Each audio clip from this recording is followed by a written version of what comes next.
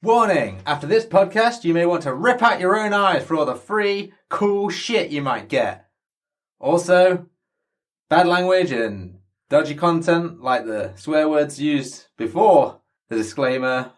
I can see your soul and enthusiasm leaving What, your body. What happened was I was like, I said fuck before I'd even done the disclaimer, so what's the point of the disclaimer? You're already in now, aren't you, at this point? I think people know what they're getting at this point. Yeah. What, this one podcast, like a few seconds in, or do you mean if they've listened to it before? I think in general. I think who's coming into this episode, it's not even in the teens now. 21.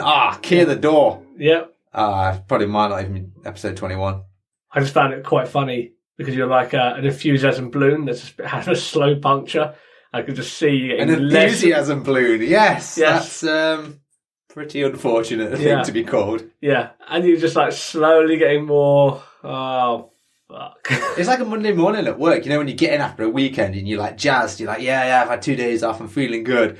And then 9:30 rolls around. You're like, fuck me. Why am I at this pissing job? I have that every single week. I'm not saying this podcast is like that. No, but I know what you mean. Like when you're at work, like you always have that one email. Like you open up your inbox and you will see one person, and it'd be like Steve. Well, we all know that Steve is just a cunt. Yeah, but you'll see that and you think, oh, for fuck's sake. Worst thing is I go in and you get like 3 emails from Steve because he doesn't understand the concept that I don't work the weekends. So he'll just bombard you with emails thinking that if you keep sending them, I might hear it. Did you? No. Fuck Steve.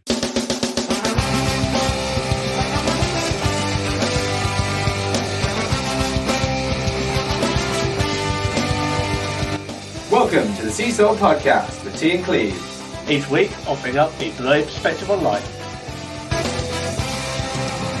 Welcome to this week of Seesaw. It's going to be a good one. I can feel it. You feel it? In my tip. Well, you always measure the helmet. You do, yeah. You say you can never have too much sausage. That means you can never have too many sausage tips. That's true. So you can never have too many callbacks within the first 30 seconds. I was going to say, if you want those references, go back and listen to our entire episode archive and you'll get those references. You know, if you're lacking enthusiasm, go back and do some enthusiasm balloon exercise. That was a very early episode. Episode 3? Yeah. Yeah. Yeah, that was... I mean, the sound quality was slightly better, but not until I got this massive microphone now. Microphone, yes. Yeah. Why did you say dong? No, Talking really. about me. Look, you're the one that got your dong genetically enhanced for the podcast. Yeah, I needed to. Why? Because in an audio format, you need to be able to hear me like... Slap it on the table. Yeah, just... That's why that's me just sitting down. So how's things, Cleves? Yeah, right. Our saga update. I might actually be getting somewhere with it. I don't want to naysay the buyer, but they haven't been very nice. The buyer's a dick. Let's put it that way. But hopefully it's getting somewhere now, so I'm hoping they'll be moving within a month or so. How's things with you? Not too bad. Busy. Very busy at work. So here's another hint for where I work. At the moment, I'm dealing with a lot of elections. So there is an interesting hint. Other than that, yeah, not too bad. Tell you what. Tell you who is shorting me. And this we're going to keep in. Right? Not the person from the enhancement agency you went to? No. Okay, bone to pick. Nottingham City Transport. Right. They have a thing called a Robin Hood card. You've heard me rant about this. We've already slagged off their bus drivers. We slagged off their bus drivers. I'm going to slag them off as a fucking company now. As a part of my work, I had what's known as a Robin Hood card, where you sacrifice a certain amount of your salary. It's like 50 quid a month. But you get unlimited travel in the Nottingham area. COVID happened, and then they turned around and said, oh, if you haven't used it in X amount of months, you can cancel it and we'll refund you. I didn't use it for like 7-8 months. So I'm looking at like 400 quid that I paid out of my paycheck of something that I can't use. They turned around and said, if you want your money back, fine. Send my request in September. Still haven't got my money back. Frankly, you're now stealing from me, Nottingham City Transport. It's my fucking money. I paid that money. Give it back. Stop ignoring my emails. Stop ignoring HR's emails. This is getting fucking ridiculous now. I'm going to start tweeting you soon. Yeah, if you do that straight off the bat, no one likes the social media prick. Be that guy. I'm going to have to, because this is getting absolutely ridiculous now. I'm fed up. If it was like, just if it wasn't that I hadn't paid into it, then I'd probably have no grounds to stand on. You know what I mean? But I paid into this. You've taken it out of my wages. I want my fucking money back. You've agreed to pay it back. Little Timmy didn't get anything for Christmas. I don't know who Timmy is. I'm going to say I'm Timmy in this scenario. Where's my Xbox? There you go. PS5 is what you wanted. I don't want a PS5. You told me over and over again you wanted a PS5, No. but you couldn't afford it because of NCT bus card. You want a PS5. No, You no. keep saying that I don't want a PS5. I'm not a console guy. No, you're full of shit. You're full of shit. There's no need for that. There's no need to come at me like that. All right? You're 100% full of shit.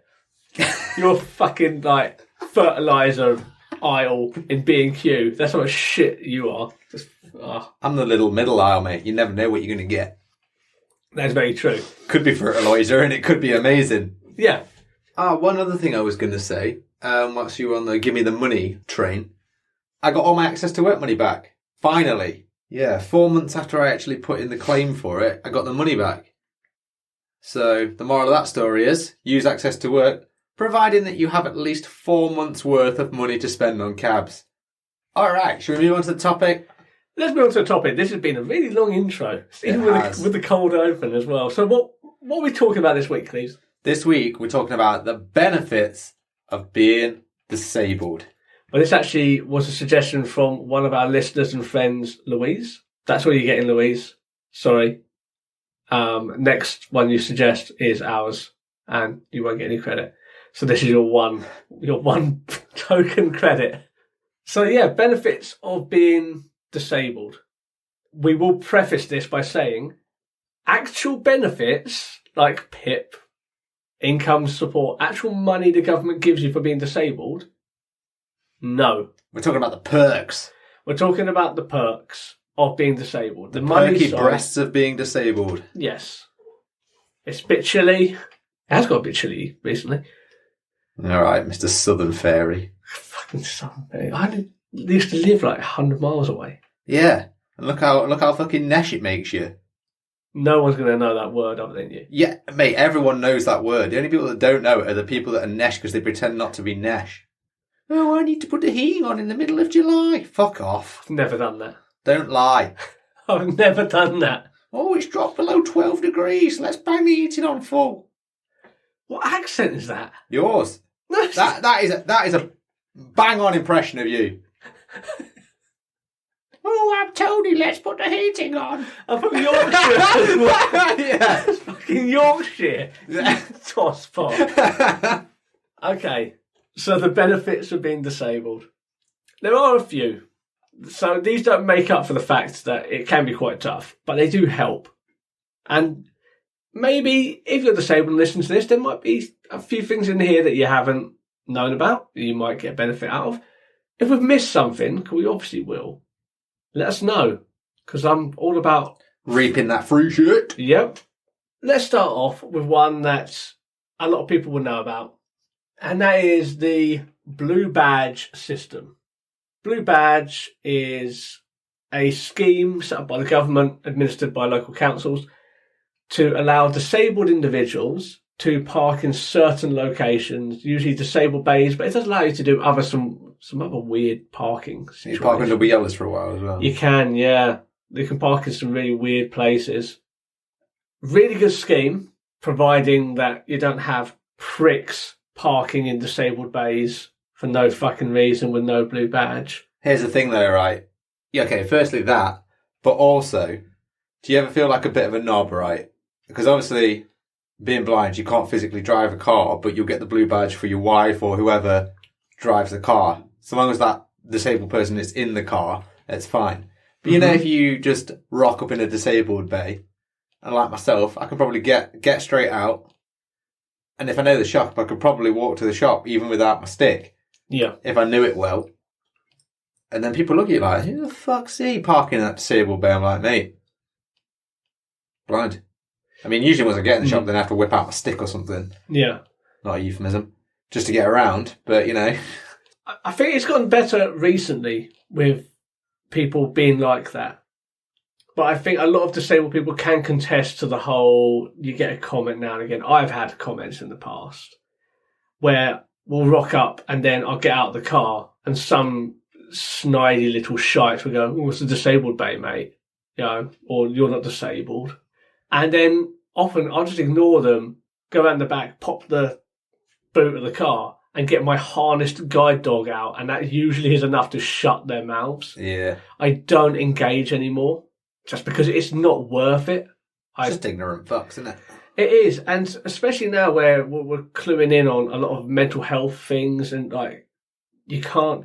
And there's that thing that I've seen floating around here and there about how disabled badges, you know, the classic symbol, like the wheelchair, isn't really relevant anymore, and that there's some proposals to change what that would look like because a lot of disabilities you can't see. Yeah, I get that, but it's universal, isn't it? It is. I think it'd be a very difficult thing to change. But at the same time, I kind of get it. Like, a lot of disabilities you don't see. Yeah, I think COVID's helped that. You know, with the masks and stuff, there's a lot of, like, breathing difficulties and stuff like that you don't necessarily see. And people aren't wearing masks and you can't really call people out on that. Like, what's your fucking disability, mate? That's very true. That is very true. Yours is that you excessively feel the cold. Yes. Okay. Fine. I'm not getting into this. Okay, fine. I'm not engaging with you, just like with those pricks in the car park. Fair. So, before we move on, another thing, which I'm going to say, and not everyone is guilty of this, and this is like shops, but why there's so many, like, you have like the bays with like the image or like the wheelchair in it. You have the ones with the pushchair. Why there's so many pushchair ones, sometimes closer to the shop than the blue badge bays, and usually 3 times as many? You know what? I'm not a parent, but when we have a nation of kids getting fatter, put them at the other end of the car park, because little fatties need to burn off some fucking coke. You know what I mean? It's like, come on. They don't need to be that close. Kind of sounded like you were saying that kids were snorting a load of lines. Can't fatty burn off that coke. Just wiping their gums in the morning. Just, probably get them up and going, to be fair. Sometimes there'd be like only 3 disabled bays, and there'd be like 10 these fucking pushchair ones. Yeah, but arguably in the world, there are more people, parents with kids, than there are disabled people. Oh yeah, and parents are the most self-righteous bunch out there. Don't give them designated places, because if you're disabled and you park in one of those spots because there's no blue badge places, I guarantee you people will kick off more about you not being a parent than the whole like, oh, they can't see your disability. Hey, we're all someone's kids. That doesn't mean you're a nice person. They look at Hitler. Yeah, I mean, he was someone's son. I'll give him that. Yeah. Shall we move on to the next thing? Bus passes. I use the word pass to make you feel at ease. Thank you. Can you also get me a jumper? Leaning into it now, are we? I have to, because you won't fucking let up if I don't. You know me too well, sir. It's only been... I'm like next door with a bone. It's been, 14 years? Yep. Bus passes, though. Yes. So if you are disabled, you are entitled to a national concessional bus pass. Woo! Which allows you to travel free on buses after the 9:30 in the morning till, 11, is it? Yeah, 11 at night. 11 Monday at to night, Friday. Monday to Friday. And then weekends, whatever time you want. You do get bank holidays as well. Not a bad scheme. It's a scheme for the oldies, mate. That disabled people have muscled their way into. It entirely is. We should have our own thing. We should have our own cards so that we can actually get to work. So that we don't have to rely on shit like access to work to get us to places because we can just use the bus. I think this is the problem, isn't it? This is why I got a Robin Hood card. Because I had to be at work by 8:30 in the morning when I wasn't working from home. And that requires getting a bus or a tram. And that that shit adds up. Yeah, there should be a separate one that allows disabled people at like an anytime dealio. And then old people, fine. Chances are they're not working anyway because they're retired, isn't they? That's kind of the point of it. So they're not going to be having to use the public transport before 9:30. The thing that got me is when like COVID was rampant, they alleviated it in a lot of constituencies. So you could travel whenever you wanted. But then they took that away. As quick as they gave it out, they took that away, which is bullshit. And that's why I had to get a fucking Robin Hood card. It just worked out cheaper. Instead of paying £2.50 a day, just for that one single to get me to work, I was like, no, I might as well just pay 50 odd quid. Like, why? Like, I'm saving money here. Do the other thing as well, right? Fair enough after 9:30, because the crusties aren't working. But after 11... At night. Yeah, at night. No one's going to be using that, are they, really, over the age of 70? So that is a blatant cash-in on those disabled people that are going out. It's worth noting here, saying that why should disabled people get free transport anyway? Because there's a lot of people who have to pay and all of that. And what I will say to that is, yes, I kind of agree, but we have no choice but to take public transport. If you choose to take public transport and pay that amount of money, that's a choice that you make. Yeah, you could choose to drive. That's a good point. Yeah. You could choose to drive. Would it be more expensive? Maybe. But you have the freedom of just getting out in the morning, and it could be freezing cold, snow everywhere. Well, not snow in the UK, you're not driving anywhere. But it could be freezing cold outside, and you can get into a nice warm car with your coffee, got the radio on, drive to work, door to door, and be absolutely fine. Disabled people, a lot of us, do not have that choice. I've had many a time where it's like started sleeting them out with my dog, and we're just like bundled up, and we're waiting 20 minutes for a bus because one hasn't shown up. And that, if I don't do that, I don't get to work. It's simple as. So I think it balances out. I think it's not an unfair concession to make. Okay, we've done travel. Just before we move on. Trains, pricks. Yeah, trains you get fuck all, mate. Yeah, fuck all. I think you get a third off if you pay them, like, what is it, like 30 quid a year? Yeah, something like that. You have to pay in to get the money out. Bullshit. Okay, moving on. Moving on. Touched on this in the Short Stories with Tea and Cleaves episode. Yeah, that one. About getting theme parks and attractions, that sort of thing, and getting extra tickets there. So we spoke about how Disney fucked the system for theme parks. Well, disabled people fucked the system. Yeah, but Disney... And then Disney fucked them right back. Yeah, the mouse came in. Yeah, he came in hard. Oh, yes. The mouse rocked up in his gold-plated limousine, so flapping his dick around. Drive-by shot the tickets out of the disabled people's hands. Yep. So you can do that. You can still get passes. It's quite difficult now, though, in the UK. You have to be on higher rate if you're like if you go to Alton Towers or Thorpe or somewhere, like Merlin attractions. I think you'll be on higher rate for theme parks anyway. Yeah, but yeah, you can get extra tickets for carers at theme parks, that sort of thing.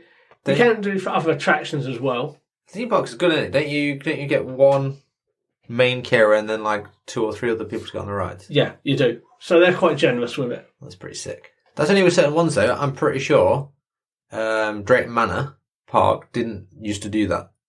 Yeah, it's not privately owned though, isn't it? It's outside I know, but the encompassing circle of Chessington. And yeah, it's not a big fat Merlin company, but even so, Drayton Manor's quite a big theme park. And when I used to volunteer for Site Support Derby, I remember taking the kids there, and we all having to basically pay full price. I just thought, well, you know what? I suppose we should. We're all getting on the rise like everyone else, but we needed extra care and help. And it was still a ball because there was no disabled entrances or anything, from what I remember. We just had to queue like everyone else. Yeah. You know, just a little bit of help would have been nice. And the point of this, like getting like the carer's ticket, is it allows you to have the help you need at no extra cost to yourself. It alleviates the responsibility of the theme park. 100%. And granted, my carer often is my wife, but it's the sort of thing that, well, we'll just split the ticket, you know what I mean? Like, we go somewhere and we just split the ticket. Same if I go with a friend or whatever. Yeah. But the whole idea of this is your carer shouldn't have to pay to look after you. If you want to go and like ride some roller coasters, your carer, well, they don't like roller coasters. They're just doing it because you want to enable you to live your life. Why should they pay for that? And I 100% get that. And fair play to a lot of companies for being on board, because this is company by company. This isn't a government thing. They don't have to do this, but a lot of them do. And theme parks are quite good with that because they'll give you more than one, because they understand that people come in families and stuff like that. So other attractions do this as well. The Merlin Group are really good at this. You might want to cue the music, Cleves. Short stories with tea, never really short, so strap yourself into this. Short story with tea. Short story with tea. Warning, story may not be short. An example of careless tickets and the power of disability. Of love. Thanks. You drag out these segments. I don't know what you're talking about. Shut the fuck up and listen. So, for my wife's 30th birthday, I took her to London for like sightseeing and all that sort of bollocks. It was really good. Like, we really had a good time. I had a load of things planned. We stayed at a nice hotel. Paid too much for the hotel. Because you expect a certain standard when you go to somewhere like a Hilton, and it just wasn't good enough for what I paid. This is why your stories aren't so short. So, shut the fuck up. Okay, so in classic tea fashion, though, I'd booked some things, but not others, thinking that I could just rock up, because I'm not gonna lie, I'm not the most organised. Yeah, that's the word. So I get there, and I said to my wife, "Oh well, we're here. Like, we'll rock up to places. It's fine. Where do you want to go?" She goes, "Oh, let's go to the Natural History Museum." Well, great, awesome. Go there. My wife's birthday is in January, so it's cold and it's pissing with rain. And we get to Natural History Museum, Natural History Museum, and the queue is massive. Like, it must be half a mile long, full of families, and they all get their umbrellas. There's people actually selling food and coffees, like they've got like little scalping carts. Nice. So down the queue. And people are buying these for extortionate prices. It's like £3 for one of those like shitty little like Nescafe small little cups. And people were buying it. And we queued at the end. And then one of the Merlin staff, who was like making sure people weren't being idiots in the line, goes, "Oh, you waiting to get in?" I had my long cane with me. I'm like, yeah. Take us straight to the front. No ticket. They took us straight to the front. Go, "There you go. You're disabled. In you go, out of the cold." So that was the first instance. The thing wasn't so much the embarrassment of walking past everyone going, "Sorry, sorry, I'm getting in." I didn't do that. What was bad is we went in, we had lunch, went around a few exhibits, and then thought, "Okay, let's go on to something else." When we left, we passed the family who was queuing in front of us at the beginning of the day, just coming in. And we'd been in and had lunch and done like a good hour and a half around exhibits. Flipped them off as you left. Oh, to God. My wife was right up in their face. "Oh, wasn't that great, dear? Oh, it was so awesome and warm." So, this wasn't the first and only time this happened over this weekend. We then went to Madame Tussauds, famous waxworks.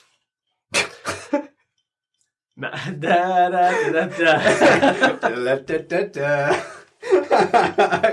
on.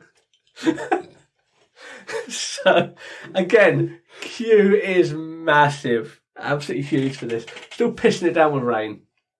And January in the UK, you know, why isn't it going to be? We queue up, and like my wife is just like, "Oh, you should have fucking booked things." Not that it would have fucking mattered, because we still would have had to queue. Again, a member of Merlin's staff comes down and goes, "Oh, you waiting to get in?" We go, Yeah. Go, "Have you got tickets?" We went, No, we haven't. And they go, "Oh, that's okay." And he walk us down and walk us into a side entrance, and there's just an old girl behind the counter and goes, "Oh, Margaret, these people need tickets with a carer's ticket, please." She goes, "All right." And then we just go through some weird side corridor and we're just bang in the middle of Madame Tussauds. And then they're like, yeah, touch anything you want. It's fine. Fully tactile. Touch everything. Yeah, they're like, just everything's You can tactile. touch the wax. Yeah. Oh, what? I'd love to go feel up some wax. I felt up Beyonce. Asking my wife, do you think this is anatomically correct? Jesus Christ. Did you feel any dongs as well? I did, actually. To be fair, not going to lie, right, if I could feel up the waxworks, I'd be feeling everything. I did. Man, woman, and any other gender going. I did. And it was fantastic. They were so on board with it as well. Like, they would just like go out, fill the sculptures. And like, it was interesting because sometimes I've only seen people like on the TV, and it was interesting to sort of like get the idea of like their face in particular. Right. And just sort of like feeling their face, and because they're like anatomically correct, like getting their height as well. Okay. And going, oh, they're this tall, are they? Or if they were like, his dog's this big, is it? Oh, yeah. You can get 2 hands on that. 2 hands up that. Yeah. God damn it, please. So Problem is when they start dripping on you. Oh, yeah. Well, I have got hot hands. Oh. God damn. Okay, that's the end of the story. That was a short story with T. He felt up some models and got his hands waxy. Short stories with T. Story clocked in at 5 minutes 31 seconds. On the carer thing as well, I like to bring up the theatre because I like to pretend that I'm posh sometimes. You can also get carers tickets for the theatre. Mm-hmm. We do it for Nottingham. You get like properly good seats, like front row seats on aisles that you don't have to walk any stairs as well. So it's great for people with wheelchairs. But we did it at the West End as well, didn't we? That's what I mean. We went to watch Book of Mormon. Mormon? Mormon. we went to watch We went to watch Book of Mormon at the West End, and we were again stood in line, weren't we? Yep. And they were like, "Right this way." Side door. Yeah. They brought us drinks as well, didn't they? Like, yeah, they did. Like, the young girl was really good. So like, not only did they seat us, and a little side note, if you're disabled and you want like good seats, get disabled tickets. They put you bang in the front, like second row. Yeah. But yeah, she was like, "Oh, do you want any drinks?" Yeah, and she went to the bar and everything. She went to the bar for us, went past all the queues, just went behind the bar, made our drinks and brought them back. Yeah. The good thing was as well, like, there they had, like, disabled toilets and stuff. And again, like, there were big queues for the main ones. And even, like, down the stairs and things like that, she was like, "Nah, we'll just take you through the staff elevators and stuff like that." Really good. London actually has a scheme, like Access London. If you're in London disabled, as long as you let them know in advance, they'll look after you. Don't worry. I think a lot of places are getting really good at that as well. We have one in Nottingham as well. It's called Good Luck. It's like, if there's stairs, good luck. If you want to see this restaurant, good luck. Yeah. Hope you bought your own ramp. Yeah. Also get benefits like a carer's ticket at sports. Yeah, certain events. Like, I've got a carer's ticket going to Silverstone at the F1 this year. That's pretty sick, to be fair, especially because the tickets are ridiculously expensive. So it's good to get a free carer, especially if you're going with a friend and you sort of split the ticket cost. Are you going to be seated anywhere decent, or is it just entrance? I'm on the pit straight. Fantastic. Yeah, I'm like, here it's not the best place to be at. Yeah, but you can't see, so it don't fucking matter. All right, goddamn, that's rude. A lot of money for someone that can't see. Well, that's the good thing about motorsport is the shit's quite big. And I'm right by a screen as well, so even when the cars aren't coming down the pit straight, I can still see what's going on roughly from the screen. How much was your ticket out of curiosity? I can't remember if it was 400 or 500 quid. But that's halved, because yes. I imagine you have a carer who's paying the other half. Yeah. You can get much cheaper ones. It's because I went like Billy Big Ball's grandstand tickets. And part of doing that was knowing that I got a carer ticket. Me and my friend went like, "Look, if we're going to do it, let's go in the grandstand." Well, half the ticket cost anyway, so it'll only be like 250 quid, whereas general admission might be 250 quid. That's for 3 days. You get Friday, Saturday and Sunday in with that. That's not bad. It's not the worst, is it? I mean, that's festival money, so that's fine. Oh, that's bigger than festival money. £500 for festival. You can get to Leeds Festival for, I think, for about 300 quid now, Reading and Leeds. Are they worth that? If you like that sort of stuff, then fine. I mean, I used to go when it was a bit more rocky. It's a bit more hip hop now. When I was younger, I thought, oh, that's too much. Don't do that, don't do that. But then in the last 5-6 years, I've become a bit more... You go for the experience, man. Yeah, that's what my thoughts are. And especially consider I've got a degenerative condition. Go for the memories. That's what I'm going for. You get it for the rugby as well, though. The good thing about the rugby is if you can get tickets for it, like not only do you get one carer, but I think you can have up to like 5 people go with you. Mm. And you'll have to pay for them. Like you get you, and then your carer will be free, and then the other guys have to pay. But I think it's quite a cheap deal if you want to go to Twickenham. You get good seats as well. Yeah, you do. You get right down the front, but you're right in the sun. So those tickets, just before we go into like that, because I want to bust your chops on that, those seats are £600-700 each for those positions that you would be in. Because my uncle goes to rugby at Twickenham every now and again. And some of those tickets that are like right near the dugout and like 3 or 4 rows back and like 60 to 80,000 capacity stadiums will cost you up to like £700-800. We were literally on the front row. Yeah.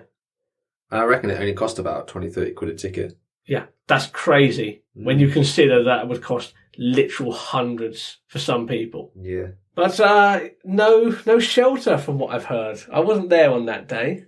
It was warm as fuck. I think we've gone to watch England and Italy, and I'd drinking a lot of beer by this point.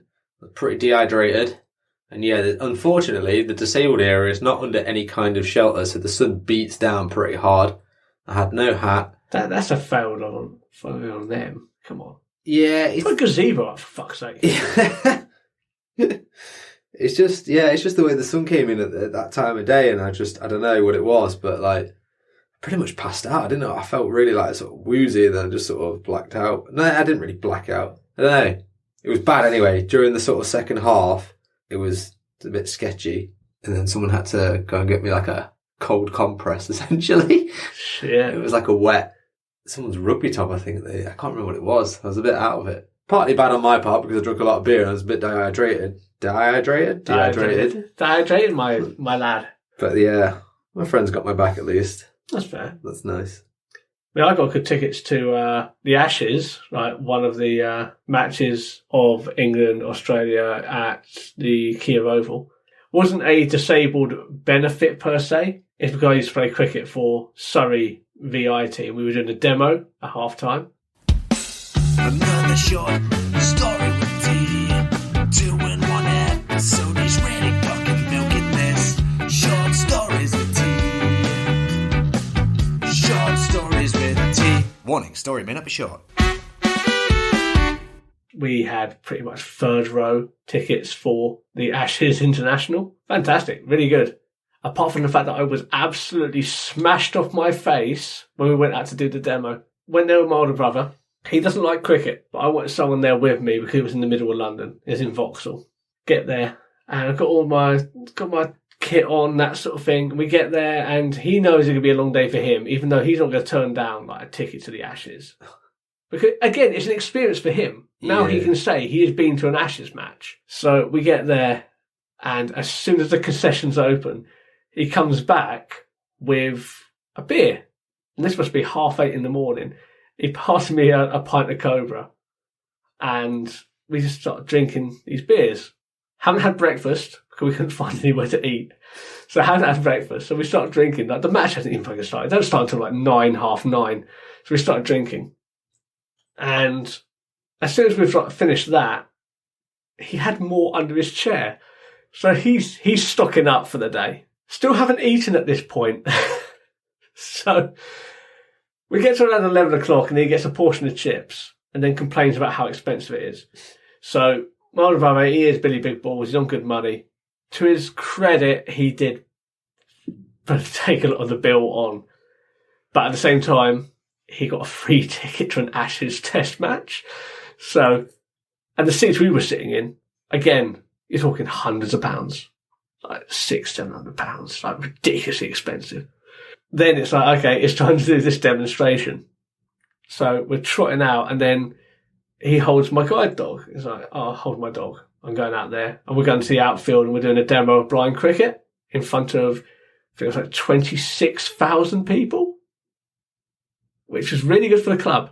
And as soon as I let go of my dog, I didn't realise that he was actually stabilising me quite a lot. I was like walking out and he had my bat over my shoulder. I was like, I'm really fucked. In front of 26,000 people in a international televised cricket match. You don't get much bigger than the fucking Ashes.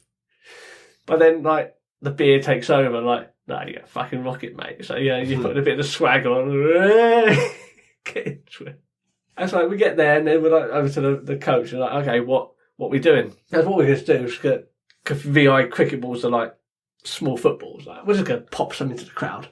We just start like bowling them and just pop them into the crowd. And every time you pop one into the crowd with your bat, it's like everyone, way, and they catch it and they throw it back down. And then I was getting a bit into it, like, way, get into it. And I just smash it. I don't know why I did it, but I really just put a lot of effort into one sort of bowl and I just hit it really hard with the bat. Massive cheer. Don't know why the cheer was that big. Turns out what had happened is someone had come up the stairs with like a big sort of tray of beers. These are like £6 a beer, and he came up with like 10 beers for him and his mates. We're talking like 60 odd quid a beer. I hit it so hard it went up and hit him. And the tray went flying, and then 26,000 people cheered the fact that I just knocked what would have been 60 odd quid's worth of beer out of his hand. Needless to say, that was the highlight of the day. I don't remember too much else because we went back and carried on drinking. I know we didn't see out the rest of the game day because again we were also in the sun baking, and also ended up in a gay bar. That was another short story from T. Don't worry, it's over now. Go back to your normal life. Short story with T. Story clocked in at 6 minutes 57 seconds. Okay, Cleves. Let's wrap it. We probably missed a fair few things with the benefits of being disabled. Let us know. Yes, please do. You can let us know over our social media, email address, that sort of thing, because we'd like to know how else we can get free shit. I think this was good to spotlight a few things. Yeah, it ain't all bad. If you're going to be a blinky or disabled or whatever, you may as well get all that free shit. Rake it in. You've got to make life a little bit better for yourself. It balances it out, and that's what a seesaw is all about. Oh, I see what you did there. In fact, this is the first time I used that reference, and that's the exact same attitude you had the first time. Yeah. Why do you think we're called seesaw? I get it. Look, I'm not saying I don't get it. For fuck's sake, please. I'm just saying, when you say it out loud, uncultured fuck. It sounds lame as fuck. Is all I'm saying. Right, okay. Let's go. Let's go. All right. Bye. Bye. Thanks for listening to the Seesaw Podcast. You can find us on Facebook at Seesaw Podcast, Twitter, Seesaw Pod. You can email us at seesawpodcast@gmail.com. You can also find us on TikTok and Instagram at Seesaw Podcast or Seesaw Pod, depending on which one we want. But get us on the other places.